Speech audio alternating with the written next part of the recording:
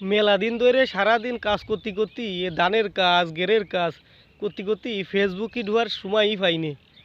তাই এই কয়দিন ধরে এই শোয়ার আগে একটু ফেসবুক খুলে দেখি যে একটা দল তাকে নির্বাচনী প্রচারণা বাদ দিয়ে কারা জান্নাতের টিকিট বেচলো, কারা সেরেকি করলো, কাকে কারণে ভূমিকম্প হলো, এইগুলো নিয়ে ব্যস্ত হয়ে পড়েছে।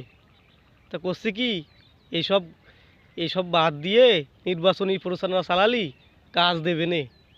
তাই একটা কথা আমার মনে সাদা মনে আসে, কয়ে দিই, এই জামাত যদি জান্নাতের টিকিটও বেঁচে থাকে, তা আমি কয়ে দিচ্ছি কেউ কিন্তু জান্নাতে যেতে পারবে না।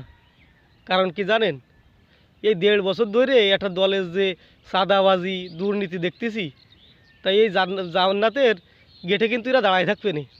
এ সাদা ছাড়া কোনোভাবে কিন্তু ভাই জান্নাতে যেতে পারবেন না।